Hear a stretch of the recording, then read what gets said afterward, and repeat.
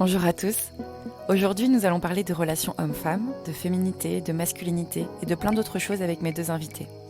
Jérémy Coleman, business coach, accompagne des entrepreneurs à grandir. Et Anthony Morvan, entrepreneur en nutrition et fitness, est le cofondateur du programme Alpha Body. Petit avertissement avant de commencer, il s'agit d'une discussion d'amis et non d'experts. Nous sommes tous sur notre chemin et nos convictions ne sont pas forcément figées.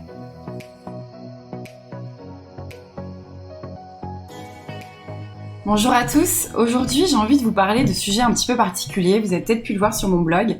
J'aime parler de relations humaines, j'aime parler de séduction.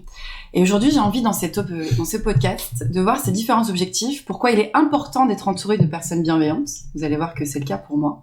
L'intérêt de mélanger les hommes et les femmes dans son cercle social, pourquoi aussi il faut accepter sa part féminine et sa part masculine. Et pourquoi j'ai envie de vous parler de ça? Parce que vous avez été nombreuses à me parler par exemple de est-ce que l'amitié homme-femme était-elle possible?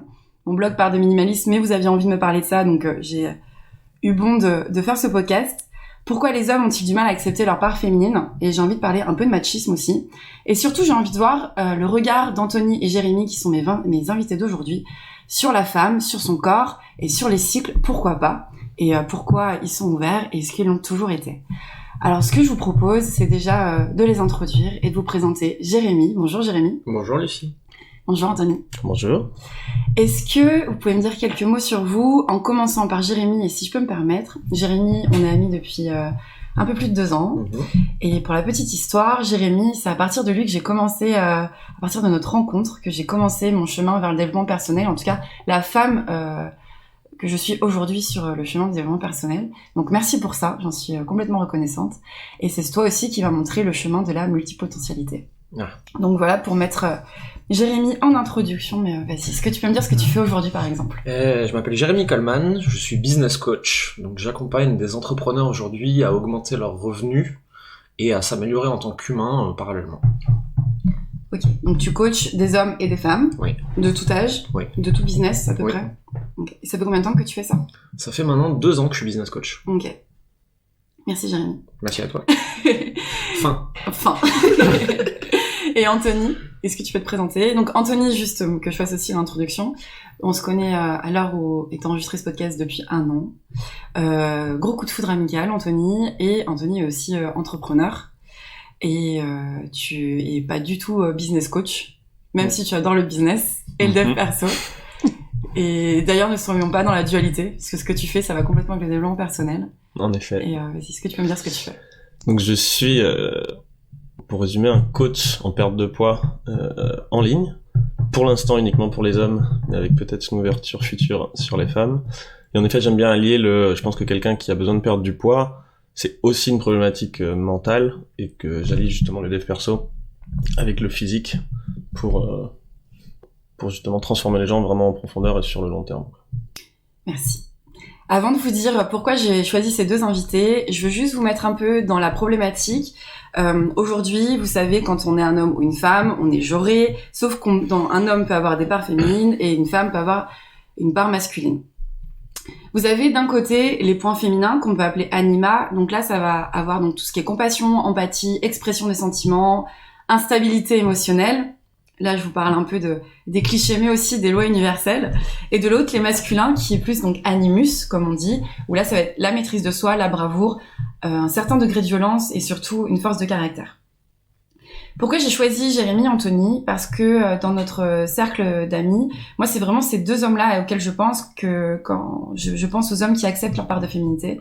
J'en ai beaucoup parlé avec Jérémy déjà, je trouvais ça que c'était assez important, puisque déjà pour moi, un homme complet, tel que je l'entends, c'est un homme qui est capable de dire qu'il a des instabilités émotionnelles également, que il peut complètement aimer le beau, aimer l'esthétisme, et de toute façon, je vais aller creuser tout ça avec eux en déjà posant la question à Jérémy, c'est quoi pour toi la définition de la part féminine chez un homme? Je sais pas si je suis capable aujourd'hui de définir la part féminine chez un homme, j'ai pas assez étudié le sujet, mais pour moi c'est déjà dans une première étape accepter ses émotions, être en paix avec soi, être capable de les verbaliser, ne pas sentir ce besoin d'être fort tout le temps comme la société l'impose, là, ce truc de les hommes c'est censé être comme ça ou comme ça. Je m'en suis rendu compte les premières fois, je pense que c'était dans des ruptures amoureuses, où je voyais que les femmes, elles géraient ça vachement mieux que nous. Genre, nous, en tant qu'hommes, on est tout pourris pour faire ça. Genre, on a une rupture, puis on appelle nos potes, on sort, on se prend une cuite, on fait la fête, on va directement draguer des filles, etc. Et en fait, le lendemain, on est comme des merdes, genre, dans une détresse émotionnelle totale qu'on sait pas gérer.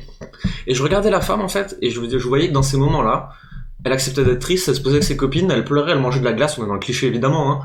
Et ensuite, elle allait mieux. Pourquoi la femme, elle allait mieux alors que moi, je galérais 3 fois plus de temps? Et c'est là que j'ai commencé à me poser ces questions-là, en fait. Et je me dis, ok, il y a peut-être un truc que je dois apprendre à accepter et que je sais pas gérer aujourd'hui. Donc tu trouvais qu'en fait, tu maîtrisais pas, mais tu laissais pas aller tes émotions. Ah non, on m'a pas appris à le faire. Et si t'avais su le faire, ta rupture serait passée plus vite. Et mes ruptures seraient passées plus vite et même ma vie aurait été plus simple. Moi, c'était la problématique de toute ma vie, de comprendre mes émotions, de les accepter, de savoir quoi en faire, etc. Moi, on m'a appris à les refouler. On m'a dit, un homme, ça pleure pas. Un homme, c'est pas triste. Il faut être fort, machin. Ah putain, ça fait chier. Putain, je suis tellement content d'avoir passé ce truc et de pouvoir maintenant commencer à travailler sur la suite.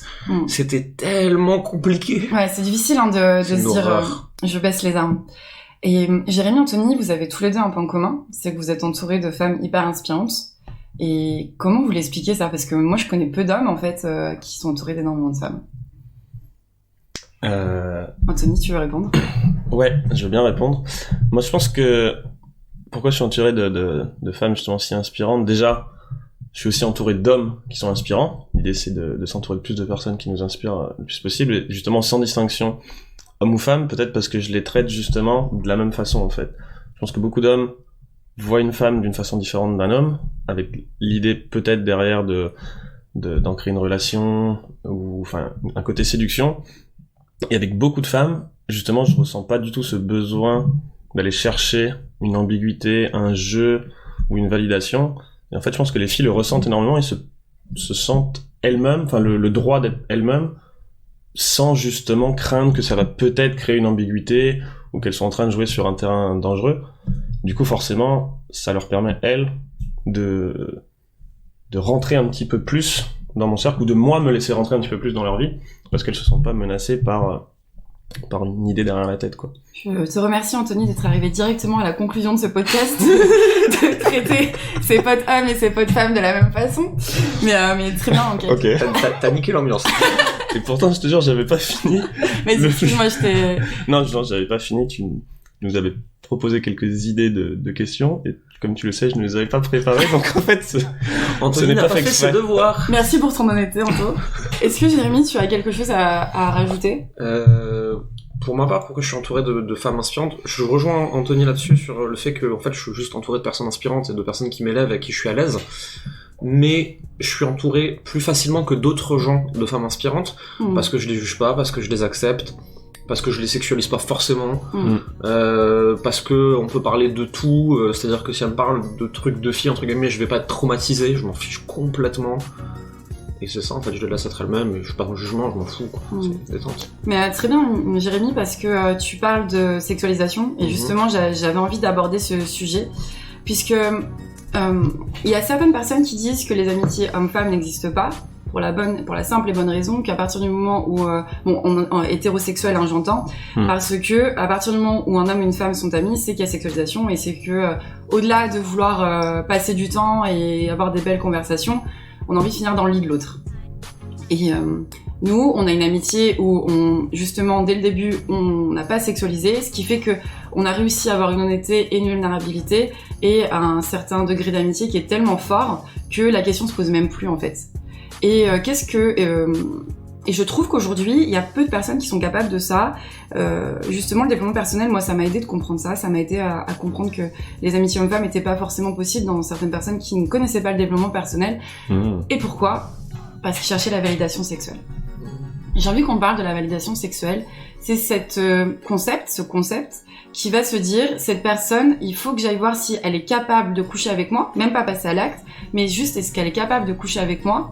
Est-ce qu'elle veut de moi? Est-ce qu'elle a envie de moi? Pour que je sois validée et que je me sente bien et que j'augmente ma confiance en moi et que du coup mon ego soit satisfait. Est-ce que vous êtes d'accord avec ça ou pas? Tu veux dire que certaines personnes ressentent ça? Ouais, je pense en effet. Et je pense même moi me reconnaître à une autre période de ma vie, en tout cas sans avoir conscientisé ça à l'époque évidemment.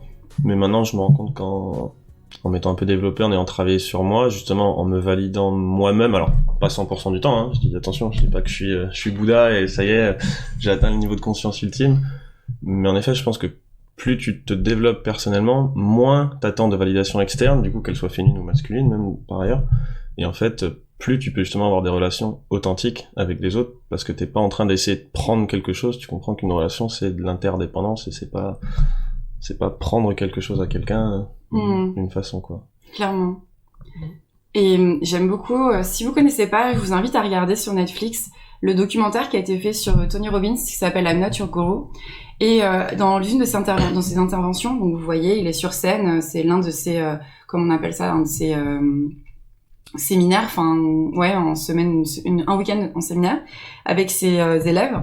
Et à un moment, une femme lui parle que petite, elle était dans une secte, et dans cette secte, dès que les femmes étaient réglées, elles devaient subir des actes sexuels avec le gourou ou avec d'autres hommes. Et du coup, elle n'avait jamais compris qu'on pouvait être aimé d'un homme sans sexualiser. Et Tony Robbins la regarde et elle lui dit « Je t'aime et je n'ai pas envie de toi ».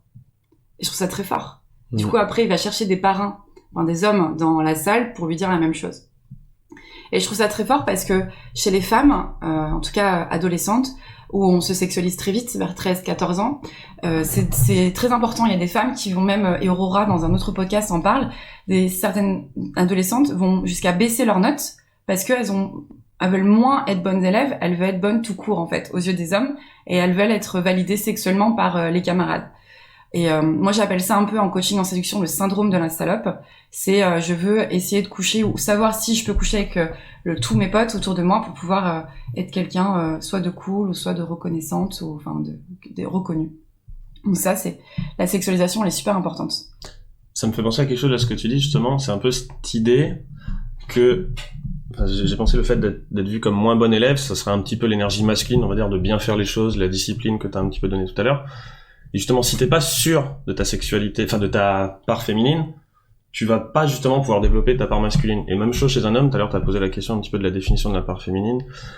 Je sais pas si j'en ai non plus une, mais je me souviens d'une anecdote qui était rigolote quand je travaillais aux États-Unis. Il y avait un mec qui avait fait jouer en NFL, en pro, donc le football américain, mais vraiment en pro, donc le mec c'était une énorme masse, il faisait 160 kilos, bon aujourd'hui il avait pris du gras, mais c'était vraiment l'homme de l'usine c'était un monstre, en plus il avait été connu, et j'avais un pull rose, et je devais animer une réunion avec des Américains, je venais d'arriver depuis un mois ou deux, et je me souviens, je commence à essayer d'animer la réunion, bon je la fais à l'américaine, je fais d'abord une petite blague et tout, mais je voyais que les gens avaient du mal à me prendre un peu au sérieux, à me respecter, ils me faisaient des blagues, il y en a un ou deux qui commencent à blaguer sur le fait que j'ai un pull rose.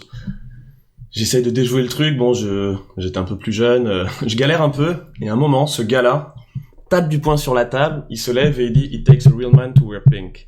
Il leur a tous fait fermer leur gueule en disant « Est-ce que tu peux traduire ouais, justement, il faut vraiment avoir, en gros, hein, la traduction littérale, ce serait plutôt, il faut vraiment avoir confiance en sa masculinité pour porter du rose.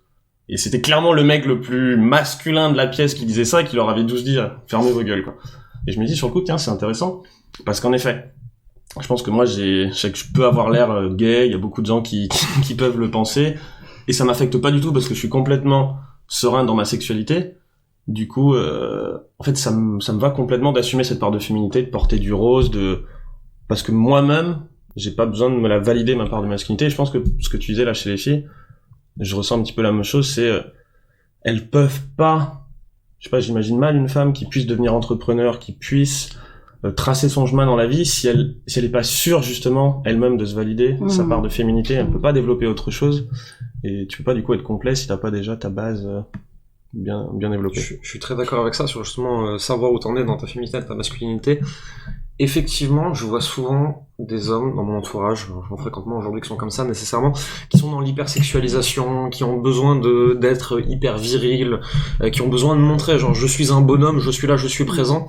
Et moi, si tu veux, je suis pas forcément très épais, je suis discret au premier abord, etc.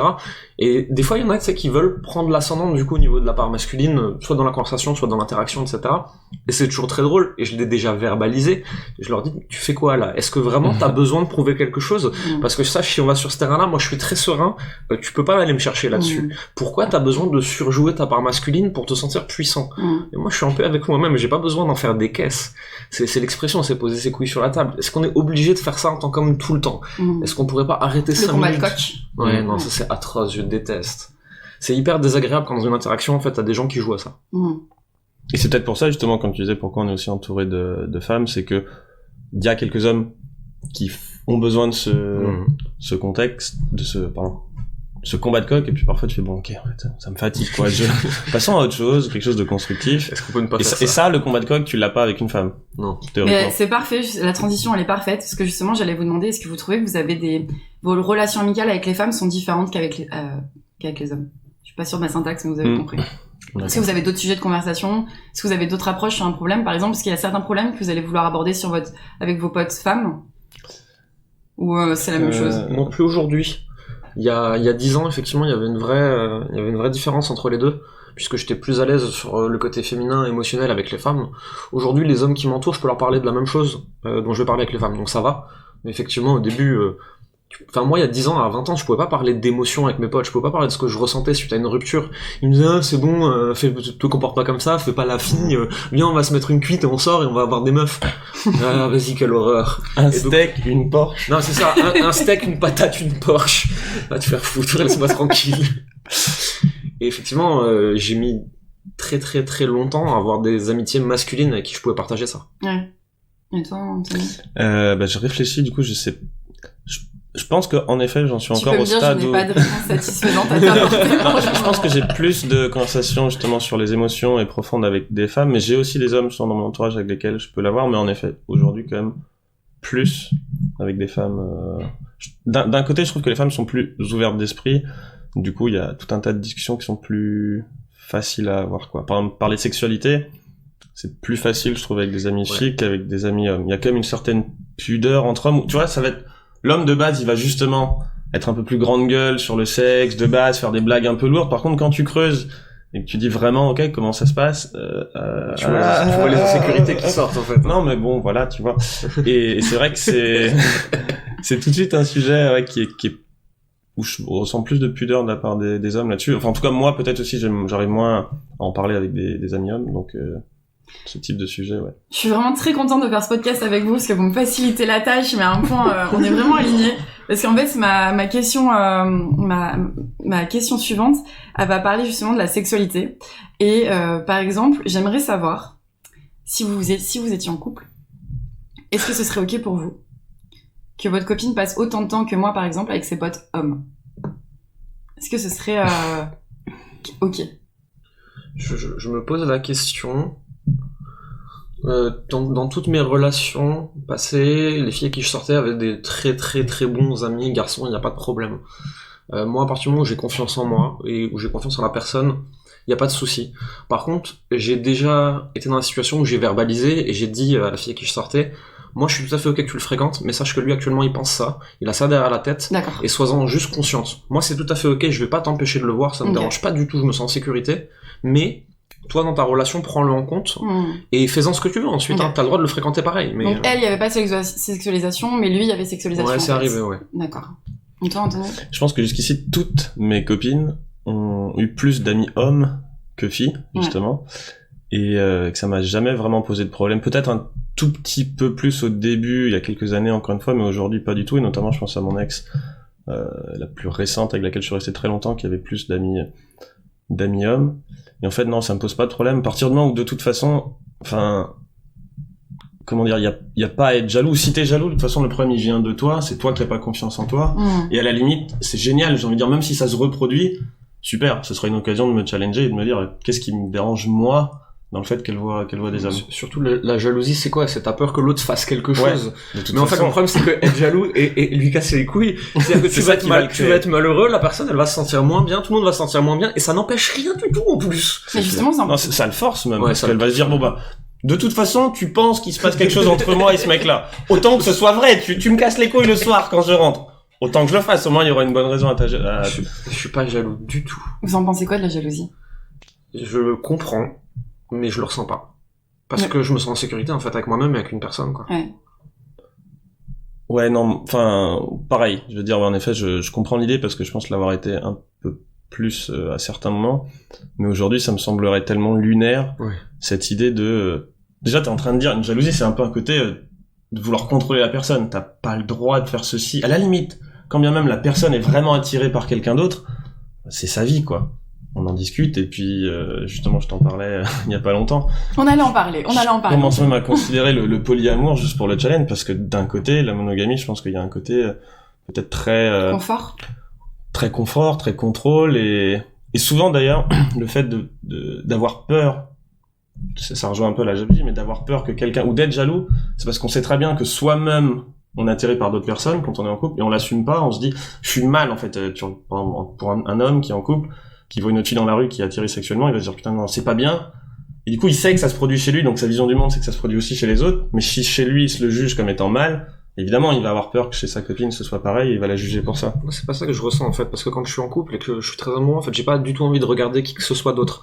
Par contre j'ai pas du tout envie qu'on fasse peser sur mes épaules la responsabilité de combler un autre être humain sur tous les plans de sa vie, tu vois, tous les plans de sa vie.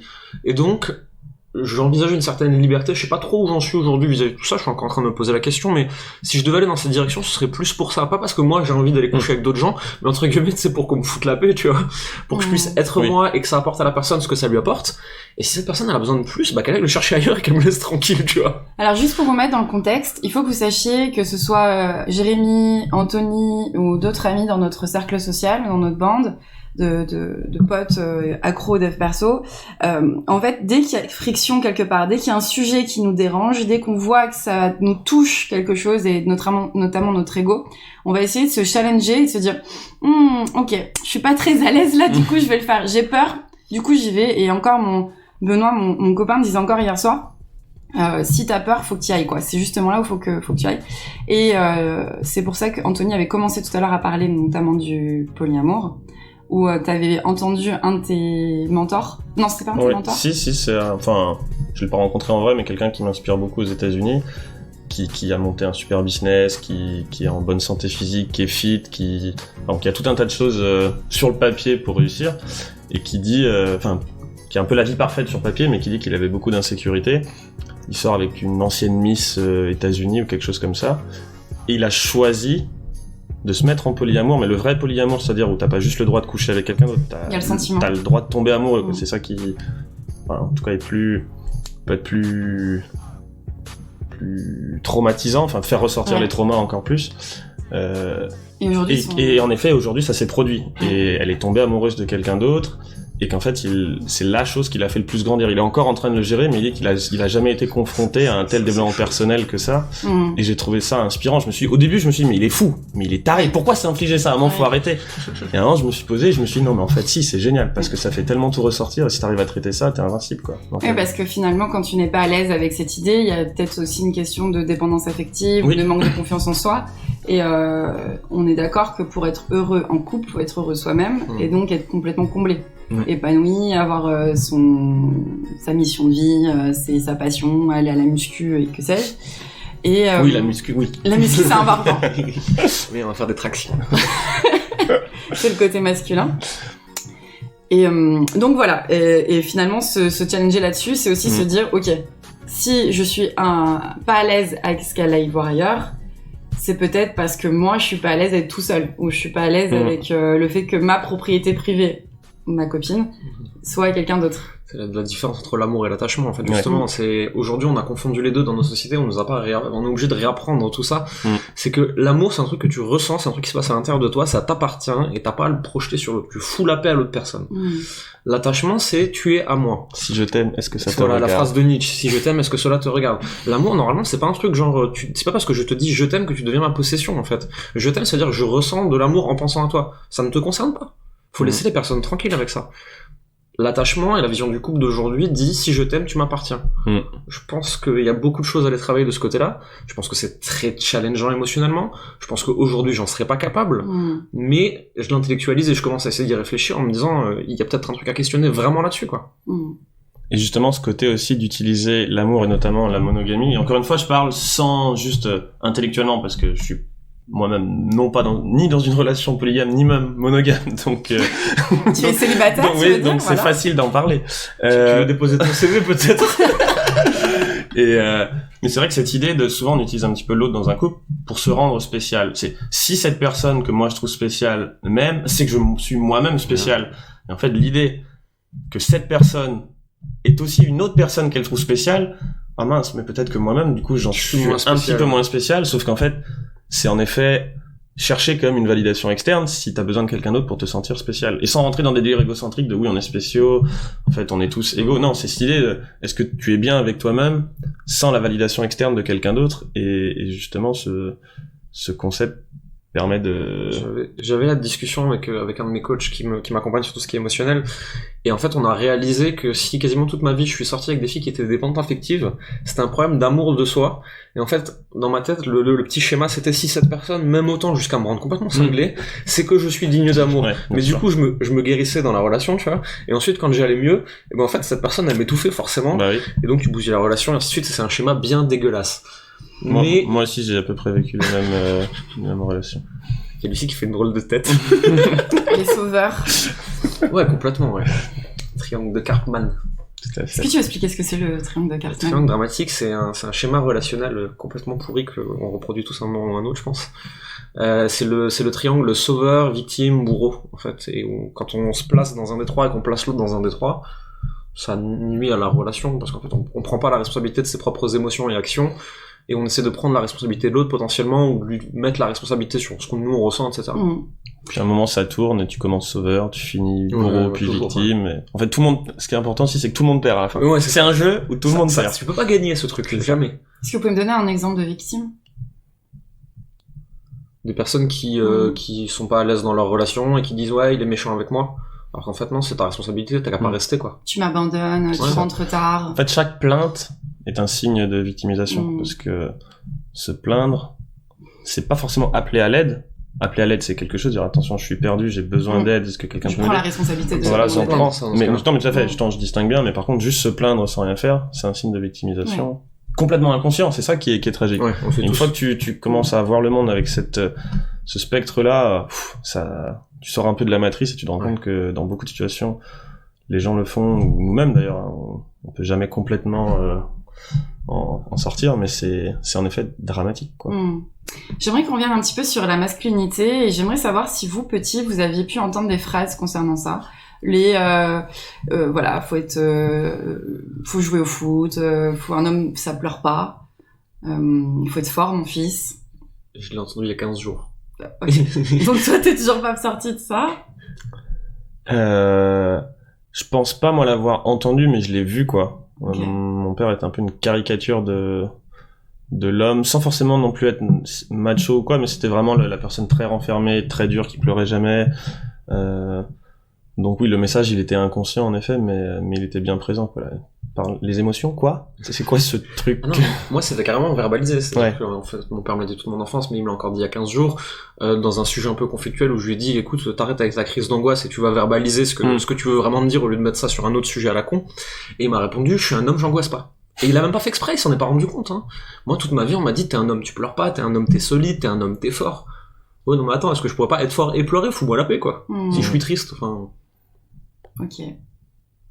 Et est-ce qu'à l'inverse, vous avez entendu aussi par rapport aux femmes non, mais faut pas qu'elle joue au sport faut pas qu'elle joue au foot parce qu'elle est trop faible, ou faut pas qu'elle fasse de la musculation parce que c'est une fille et que ça va lui déformer la poitrine, par exemple? Est-ce que c'est des choses que aussi vous avez peut-être avec ta maman, est-ce que t'as vu Non, moi j'ai pas ressenti de choses comme ça. Okay. Par contre, effectivement, il y a beaucoup de filles que j'ai côtoyées, dans le milieu du sport, tu vois, qui disaient non, mais je vais pas faire de la muscu, après je vais avoir des gros bras.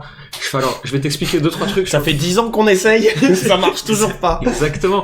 Je vais t'expliquer 2-3 trucs sur la testostérone. Tu vas devoir t'entraîner vraiment beaucoup pour avoir des gros bras, ça va pas venir par accident, quoi. Tu vas devoir être aidé par ton pharmacien aussi au bout d'un moment pour que ça marche, avec de la drogue. Mais effectivement, il y a beaucoup d'idées reçues comme ça sur la femme et sur le corps de la femme. Et moi j'avais cette discussion et je l'ai régulièrement avec Gomar, une copine à moi qui est culturiste, et qui dit je me suis jamais sentie aussi féminine que depuis que je suis vraiment dans le culturisme. Et elle, pour le coup, elle est très très musclée, ouais, hein. C'est-à-dire très, que très musclée. concrètement j'aimerais pas faire un bras de fer avec elle, hein. Mais elle se sent pas moins féminine, son mec il la trouve belle comme elle est, enfin tu vois, y a pas de... Mais c'est justement parce que, ça revient un petit peu à ce que je disais, c'est une fois que tu développes ces qualités masculines, déjà juste l'action même de montrer que t'es en train de les développer prouve que t'as déjà confiance dans ta féminité. Ouais. Et du coup, je pense que une fille qui reçoit des messages, des injonctions comme ça, une femme ne peut pas faire ça, le problème c'est qu'elle ne le fera pas, alors que c'est en fait cette action de commencer à développer sa masculinité qui lui fera se rendre compte, en fait oui, si je fais ça, j'ai aussi le pendant féminin de l'autre côté, et tout comme, un peu comme on disait tout à l'heure, un homme qui c'est ok d'exprimer tes émotions si tu sais très bien que dans le fond t'es aussi tout à fait masculin par ailleurs. Tu peux faire preuve, je trouve, de beaucoup plus de masculinité et de virilité quand t'as accepté ta part féminine. Bien sûr. En fait. Parce que justement, en fait, ça enlève cette espèce de fragilité que t'as dans le masculin et qui est masquée ou tout repose sur un château de cartes. Quand t'es en paix avec tes émotions, je trouve que justement tu peux être beaucoup plus fort, quoi. C'est Puis ça. moi, je vais pas vous le cacher, en tant que femme, bon, j'ai pas envie de parler pour toutes les femmes parce qu'on est toutes différentes, mais perso, moi, je trouve ça plus séduisant un homme qui a complètement accepté sa part de féminité et sa part de masculinité aussi. Un Bien homme sûr. qui est capable de parler de ses émotions et de ses sentiments, je trouve ça, mais je vais dire, ah, ok, il est vulnérable, on peut parler de ça. C'est bon. Puis de toute façon, on va pas se leurrer, justement, une qualité toute féminine que les hommes ont aussi, mais justement, plus les femmes, c'est l'intuition. Vous le grillez à 10 km, un homme qui joue un jeu. C'est pour ça me fait marrer, tu sais, les approches de séduction où tu sors des phrases toutes faites. Mais mec, la fille, elle t'a déjà grillé, qu'en fait, t'étais en train de jouer un rôle, t'es super pas vulnérable, et elle se dit, pourquoi t'as besoin de porter un masque, t'es pas fier de qui t'es au fond, enfin, montre-moi qui t'es vraiment, parce qu'en fait, là, j'ai pas envie de voir... Puis ça tient pas, en fait. Bien sûr. Le masque qui va tenir les 3 premières semaines, et en fait, tu vas devenir ensuite ta vraie personne, et les gens, ils te déchantent. Et c'est ce qui se passe dans beaucoup de relations, finalement, homme-femme, hein, d'amitié, comme de couple, alors de couple plus que d'amitié, c'est sûr, mais, tu sais, t'arrives, tu séduis la personne avec un masque, avec un faux self, avec plein de choses, complètement parfait et tout. Et en fait, au bout de X semaines de relation, le masque tombe, et tu vois ce que c'est la vraie personne. Mais oui. Ah, si t'as la vraie personne tout de suite, ça simplifie quand même Tu vachement gagnes le du bordel, temps, quoi. Tu gagnes du temps, et en plus, moi, j'aime bien dire, justement, t'es accepté ou t'es rejeté pour les bonnes raisons, quoi. Ouais. Enfin, déjà, il y a pas de vrai rejet, mais Non, si tu te présentes comme étant toi-même vraiment, et que la personne ne te veut pas dans ta vie, ou peu importe que ce soit une amitié ou autre chose, tu dis, oh, cool. Au moins, je lui ai posé qui j'étais, et puis elle dit non. Donc si elle veut pas de ça, et tu sais que toi t'es profondément ça, bah tu fais, c'est ok, parce que c'était moi. T'as été rejeté pour quelque Dans chose les de... relations, t'as aussi beaucoup de gens qui te disent oui, j'accepte ça, et qui ensuite changent la vie, hein. Oui, alors ça, c'est aussi le problème. Il y a plusieurs raisons à ça. Ça peut aussi être des gens qui justement connaissent pas leurs propres besoins, ou qui justement par dépendance affective vont dire non, c'est ok. Tous ces petits défauts là, non mais c'est bon. Et puis après quand tu te réveilles, tu fais non mais en fait j'en peux plus de ce genre de truc Tu vas là. prendre dans la gueule 6 mois après à coup sûr. C'est ça. Moi, je crois que les garçons, on fera d'autres podcasts, en fait. Là, mais c'est super intéressant. On part en live, c'est ça? Non. Non, vous partez pas. Juste, c'est super intéressant parce qu'après, dès qu'on parle de l'évolution d'un couple ou l'évolution d'une personnalité, dès qu'il y a l'engagement va forcément créer des choses qui sont, comment dire, soit on va être insécure, soit ça va créer des insécurités, soit on va être plus possessif, alors qu'au début on n'était pas amoureux, on n'était pas engagé, on était beaucoup plus cool.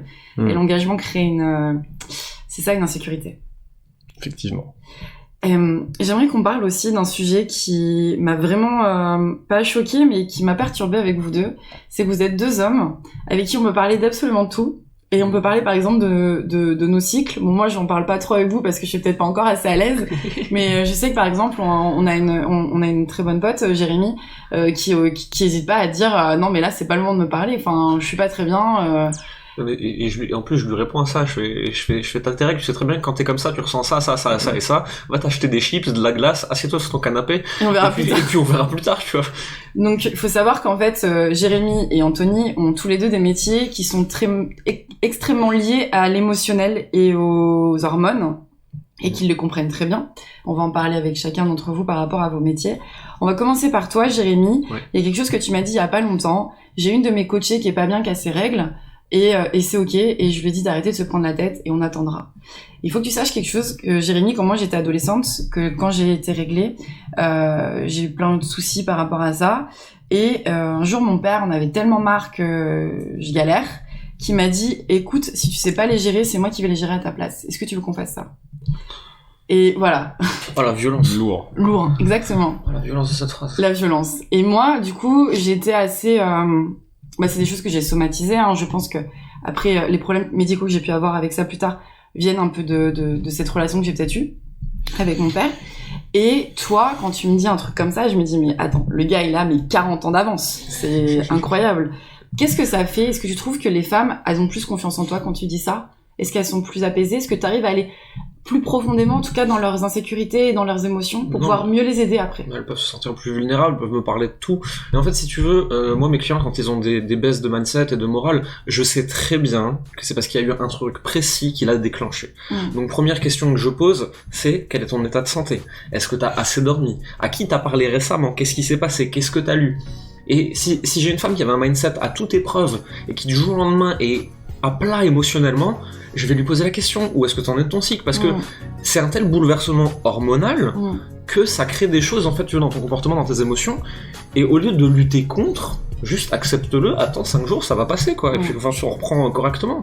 Si t'as une baisse au niveau de tes émotions et de ton énergie, parce que t'es dans cette phase de ton cycle, juste c'est ok, ça sert à rien de forcer quoi. Alors juste je veux qu'on s'arrête là, merci Jérémy, parce que grâce à vous deux, mais là merci grâce et aux autres potes, hein. Mais merci Jérémy, parce que je veux que vous compreniez bien que toutes les émotions et tous les ressentis sont ok. Tout est accepté. C'est pas parce que tu te sens pas bien parce que t'as parlé juste avec une personne que t'aimes pas trop et qu'après pendant 2 jours t'es pas bien que c'est pas légitime en fait. Et ça c'est super important. Toutes les émotions sont légitimes, il faut les prendre en compte. Donc merci Jérémy de rappeler ça. Je trouve que c'est super important parce qu'on a trop tendance à laisser passer, à dire non mais attends, c'est juste pour ça que t'es pas bien. Je déteste cette phrase. C'est juste pour ça que t'es pas bien. Je pense qu'il n'y a pas d'émotion positive ou négative de toute façon. Il y a des signaux, et ce qu'on appelle une émotion négative, c'est juste une émotion désagréable peut-être, mais elle est là pour une bonne raison, pour nous dire qu'il y a quelque chose qui a besoin d'être changé, qu'on a envie d'être accepté, mais que justement ça doit être un signal et pas quelque chose qu'on doit répresser ou duquel on doit avoir honte en fait. Et toi Anthony, donc tu es plus expert sur le sport, sur la nutrition et sur les hormones, t'es au taquet aussi. Et toi c'est pareil, t'as vu aussi que l'évolution, le corps sur un mois pour une femme, il évolue de ouf par rapport au poids aussi. Et moi tu m'as fait beaucoup déculpabiliser par rapport à ça parce que tu t'es rendu compte que le corps changeait et que c'était ok. Bien sûr. Et que pareil, toi tu parles des cycles mais de tellement naturellement. Et ça, peut-être que ça vous choque que je vous dis ça, mais il y a plein d'hommes avec qui je peux pas le faire. C'est bizarre pour moi en fait. C'est vrai que moi aussi je trouve ça bizarre, je comprends pas qu'on puisse pas en parler en fait. Ouais, moi aussi, je comprends même pas en fait. Et ce qui est intéressant dans ce point là en fait, c'est que justement pour la perte de poids ou tout un tas de choses, j'aime bien considérer, pour moi, une femme est un homme un peu plus léger. En fait, on a tendance justement à faire des grosses différences, mais physiologiquement, un homme en général est un peu plus grand et un peu plus lourd, et c'est une des seules grosses différences, avec un peu plus de masse musculaire et un peu moins de masse grasse, pour toutes des raisons évolutionnaires, pour pouvoir enfanter et tout ça. Mais du coup, à ceci près, des hormones et du cycle hormonal. C'est la seule différence, et du coup, tout ce que ça vient faire, c'est que pour moi, c'est que dans le cycle, il y a des choses à prendre en compte, savoir qu'en fonction de la progestérone, l'œstrogène, il y a des rétentions d'eau, des phases dans lesquelles on peut être un peu plus fatigué, ou au contraire dans lesquelles on a beaucoup plus d'énergie, on peut faire plus de sport, des cravings, des envies de sucre à différents moments, et voilà, qu'il faut accepter et pas se dire qu'on est folle juste parce que voilà, c'est les hormones, elles existent, elles ont un impact qu'il faut pas minimiser mais qu'il faut pas non plus agrandir, qu'il faut juste comprendre. Et ce que je trouve intéressant, je voulais rebondir sur ce qu'a dit Jérémy tout à l'heure. C'est assez compliqué. Je suis complètement d'accord avec toi quand tu as dit, écoute, voilà, là c'est cette période du mois, accepte-le. T'as aussi des femmes, tu peux pas avoir ce discours, enfin, tu peux l'avoir que si t'as une femme justement en face de toi qui est à l'aise avec sa féminité, parce qu'un homme qui parle à une femme des règles, je trouve que la réponse un peu générale de quelqu'un qui est pas forcément ouvert ou qui est pas à l'aise avec ça va être non mais ta gueule, c'est bon, enfin ça va être tout de suite un côté genré, soit tu peux pas comprendre, ou alors mais non, ça a aucun impact. Évidemment, c'est une excuse de mec pour dire que ça a un impact et qu'on est chiante à ce moment-là, enfin tu vois les clichés de la société. Ouais, en fait, il y a un impact et il est ok, mais il faut pas non plus s'en défendre ou dire, tu vois, dans les couples souvent ça va être le truc l'homme, ah c'est bon, quand la fille fait une remarque à un homme, ah t'as tes règles, t'es chiante quoi. Ouais. Et justement, dès que t'abordes un petit peu ce sujet de changement lors du cycle, la fille va avoir, encore une fois là c'est mon interprétation, mais beaucoup de filles vont avoir peur que ce soit vu comme une critique pour juger un comportement différent, alors que non, faut juste l'accepter. Oui, t'as des différences d'hommes d'ailleurs, faut le verbaliser après, je pense aussi, tu vois, en fait, tout simplement dire c'est pas une attaque, c'est un constat, c'est un état émotionnel, c'est pas quelque chose que je te reproche en fait. Juste là maintenant pendant 5 jours, on sait que t'es plus fragile émotionnellement, ou que t'es plus en forme, ou que t'es plus fatigué, ou que t'as plus faim, enfin peu importe. Juste dire c'est pas une critique, c'est un constat. Donc on va voir ce qu'on en fait de ce constat, mais c'est tout à fait ok. Moi j'avais mais ça tu vois, il faut que la fille soit à l'aise avec sa féminité pour accepter ça comme étant vrai, parce que sinon s'il y a cette côté de non-acceptation justement de la part féminine masculine, elle va se dire mais non, en fait, par exemple, je pense à l'extrême, les féministes qui vont dire mais non, l'égalité, on est tous pareils, enfin bah non, en fait, moi j'ai pas de cycle hormonal, tu vois, donc c'est un fait, on n'est pas pareil, il faut le prendre en compte les différences. Donc on fait beaucoup de sport tous les deux, enfin je veux dire, tu penses que ça a aucun impact, ok, va courir un marathon quand t'as tes règles, on va rigoler, hein. Bien sûr. C'est-à-dire que concrètement, à la moitié du chemin, tu vas t'effondrer par terre, t'es en anémie, Ok. On vient de parler de cycles et merci pour ça, merci pour votre transparence. Et qu'est-ce que vous avez à dire aujourd'hui aux hommes qui n'acceptent pas leur part de féminité et qui n'acceptent pas qu'une femme puisse être pas bien à cause de ses règles? Je sais même pas quoi répondre. En fait, c'est une autre planète pour moi. C'est une très bonne réponse. Alors, aux hommes qui acceptent pas leur part de féminité, j'ai envie de leur dire que ça sert à rien. En fait, t'es pas un bonhomme, en fait. Au contraire, t'es un château de cartes. Si t'acceptes pas tes émotions et ta part féminine et ta fragilité par moment, etc., t'es juste un château de cartes. Donc, c'est-à-dire que moi, avec mes émotions que tu trouves faibles, en fait, j'ai juste à te souffler dessus et tu t'effondres. Donc, et c'est pour ça qu'en fait, t'as beaucoup d'hommes, quand ils voient des gens qui sont plus à l'aise avec ses émotions, genre comme Anthony Montlet, quand on essaie de parler d'un truc, tu sens qu'ils se figent et qu'ils se bloquent et qu'ils ont une réponse agressive, parce qu'en fait, ce qu'on va essayer de leur amener, ils peuvent pas l'encaisser. Donc, enfin, déjà, t'es pas quelqu'un de solide, en fait. T'es quelqu'un de fragile. Et le cas des cycles, non, ça par contre, je comprends même pas, en fait. Ouais. Je pense que c'est dommage. Moi, c'est surtout ça que je vois, parce qu'au final, c'est s'enfermer dans un carcan. C'est une vision du monde que l'homme doit être comme ça. Alors qu'en fait, c'est juste ça qui les empêche. Ils pensent que justement la perfection, c'est ça. Peut-être de ne pas pleurer, de ne pas... Alors, bon, je dis ça, je me considère pas si à l'aise que ça avec mes émotions. Je considère que c'est un travail pour moi, que j'ai commencé et que je souhaite continuer. Mais justement, c'est à vouloir avoir une définition figée de ce qu'est un homme et pas vouloir explorer. En fait, les gens s'enferment dans quelque chose et je pense que c'est eux qui en souffrent le plus. En vérité, un homme qui accepte pas sa part de féminité, c'est-à-dire qu'à chaque fois, évidemment, tout être humain a des émotions, il y a des moments où il va ressentir des choses qui seraient justement cette part féminine, et s'il l'accepte pas, en plus, il va s'en vouloir de ressentir ça. Au lieu de l'accueillir avec plaisir et de pouvoir développer, de construire, il va se dire, mince, il va rajouter des couches, comme le dit Mark Manson, des feedback loop of hell, donc une boucle de retour de l'enfer. C'est genre, tu vas ressentir quelque chose, mais en plus, tu t'en veux de ressentir quelque chose, t'es en colère parce que tu t'en veux de ressentir un truc. Ah, mec, on arrête là, sinon on ressent juste le truc, comprends ce que t'as à comprendre, et tu verras que tout va bien se passer, quoi. Et après, sur la question des cycles, je pense que souvent, justement, c'est aussi la connaissance. Il y a une citation là que j'aimerais bien qu'elle me revienne, mais elle me revient plus, qui dit en fait quelque chose comme bon, c'est un peu Platon ou Socrate, plus je sais que je ne sais pas. Et en fait, justement, la connaissance des cycles va permettre de savoir qu'en fait, on comprend pas forcément tout et d'avoir un point de vue plus ouvert. J'ai l'impression que plus on connaît un sujet, plus on peut être ouvert sur tout un tas de choses. Et en fait, je pense que tout homme devrait justement, pourtant normalement on le voit en cours de biologie, non, je me souviens plus, mais reprendre le biologie de 5e, c'est quoi le cycle hormonal chez une femme, et accepter que c'est un fait, et puis justement d'être ok avec ça. Souvent, si c'est l'examen, ils comprennent pas trop, ils ont peur, ils voient du sang, ils disent oh, il y a du sang, c'est bizarre, ils sont pas à l'aise avec ça, et du coup c'est un peu tabou pour eux, et forcément leur copine ne doit pas se sentir à l'aise si elle sent qu'il y a un sujet tabou, quoi. Donc je pense que le mieux c'est de mettre le nez dedans, d'accepter de comprendre le sujet. Ensuite, une fois qu'on l'a compris, on en a plus peur parce qu'on... Moi j'ai lu des livres, tout simplement, en fait, parce qu'en biologie, en 5e, j'écoutais pas trop, hein. J'étais derrière et jouais avec la grenouille à disséquer, non? Moi non plus. Désolé pour les véganes. Madame Olivier doit se souvenir que j'écoutais pas beaucoup non plus. Mais t'as plein de livres, des trucs comme As You Are. Juste avant que tu parles des livres, parce que ça va être ma dernière question. D'accord. Est-ce que juste, j'ai une question dans vos couples, enfin dans vos anciens couples, pardon. Excusez-moi pour ma maladresse. Vous n'êtes pas polyamoureux. Je voudrais savoir, la contraception, c'est quelque chose que vous parlez entre vous ou... Ouais. Ah ouais, obligatoire.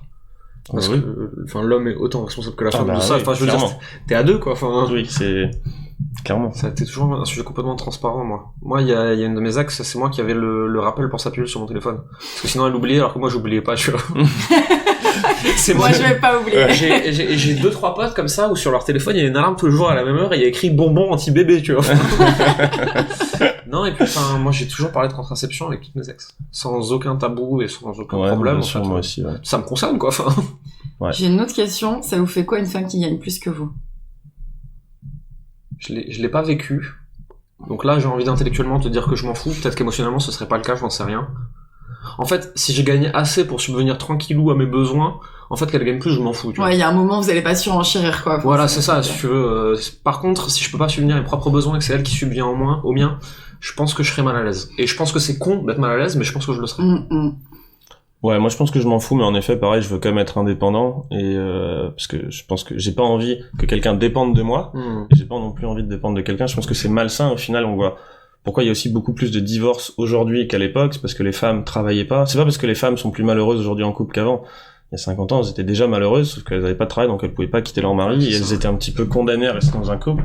Donc je pense que justement, pour une relation saine, les deux doivent être capables de subvenir à leurs besoins de façon autonome, et après de choisir consciemment de rester ensemble en bonus, mais pas juste parce que Ah bah oui, c'est un peu de charge t'as besoin mentale. d'argent. Ouais. Clairement. Du coup, non, après moi je trouverais même ça cool, écoute, tant mieux, si y a plus d'argent que moi, c'est cool quoi. Pour les cadeaux. Ouais, pour tout, enfin, Non, je plaisante. je vois pas pourquoi je pourrais souhaiter l'inverse. L'argent je suis n'étant d'accord. pas une mauvaise chose, Non, grave. si c'est une bonne personne, plus elle en a, plus elle pourra avoir de l'impact, donc ouais, non. Amen. Jérémy, t'as commencé à répondre à ma dernière question. Quels sont les livres que tu conseilles pour mieux t'assumer Alors, moi j'ai lu Come As You Are. Je sais pas s'il existe en français, j'avais trouvé en PDF. C'est un bouquin de sexualité américain qui est à la base, je crois, plutôt destiné aux femmes, mais dans mon cercle d'amis proches, on me l'a recommandé, je l'avais lu, qui était extraordinaire. Je mettrai tous les liens en description. Alors quand dans le train, j'étais en train de lire l'e-book et que d'un coup je clique sur un bouton et donc il y a un gros vagin en gros plan, la personne derrière moi elle a fait une drôle de tête. Mais c'est une sexologue qui part du principe que beaucoup de femmes ne connaissent pas leur corps, et moi en tant qu'homme, j'ai envie de savoir, tu vois, enfin, si tu veux, potentiellement je couche avec, donc j'aimerais savoir comment ça fonctionne. Et potentiellement. Je prétends pas tout savoir. J'apprends. Et un autre livre, c'est Mask of Masculinity de Lewis Howes, qui parle justement des masques de la masculinité et des différents masques que va prendre les hommes.